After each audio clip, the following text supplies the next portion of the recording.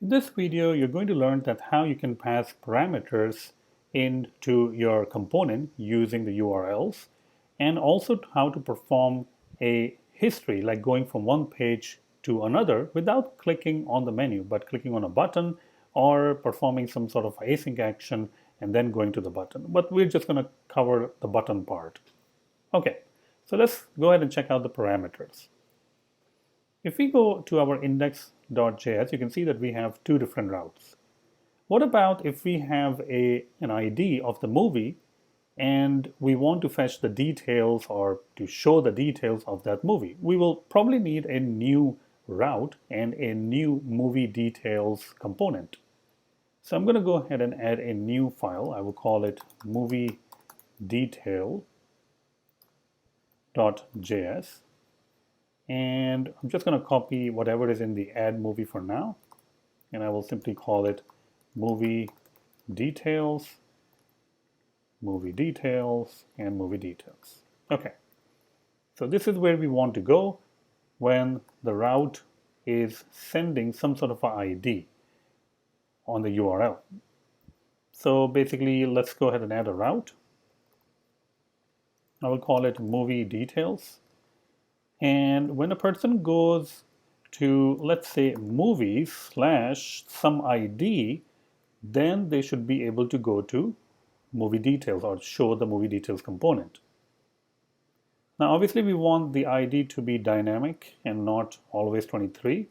So I'm just going to change this to movie ID. This is just a parameter, a friendly name that you're giving. You can name this anything that you want. It doesn't have to be movie ID. You can get it. You can call it ID, my ID, your ID, whatever you want to call it.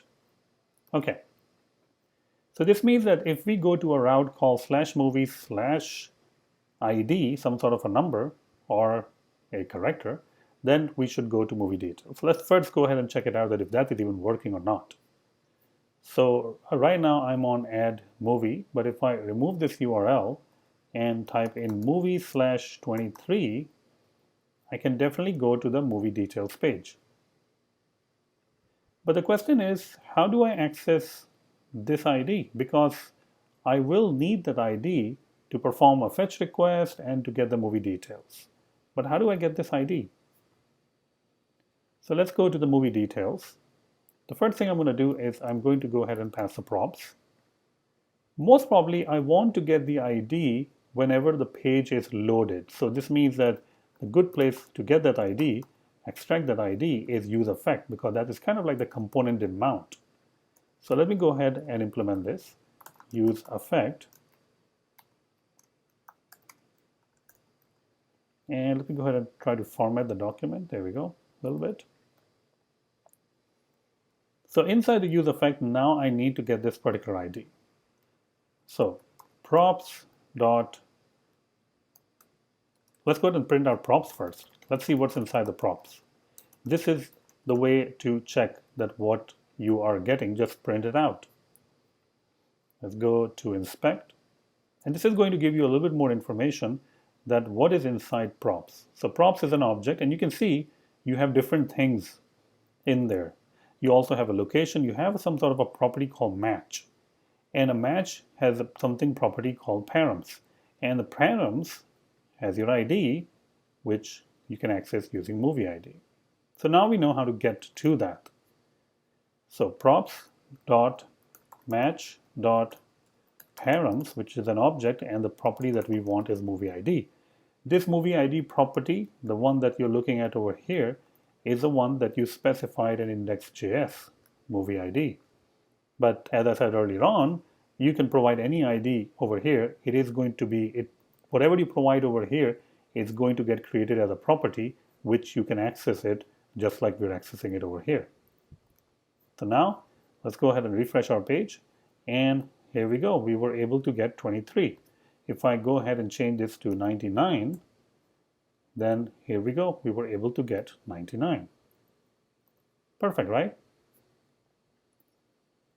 Now, for the second part, what if we have a button over here and we want to go to a different page? So if I say div over here, just going to wrap everything with div. And I'm just going to go ahead and create a button. And I would say go to homepage. And then I will say on click.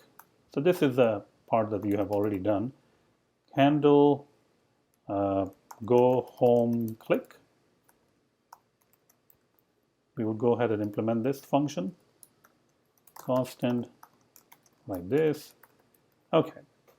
So now when we press the go to home, it's going to call handle go home, and we can call props.history.push, and what we can do is pass in the URL that we want to go. And this is the URL for home.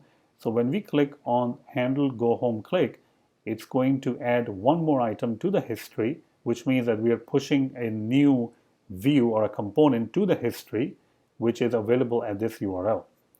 So now if I go and refresh the page, actually it's already refreshed, and I click on go to home, and boom, you're at home. You can even see the URL, it has changed, and obviously you are looking at that we are on the app page.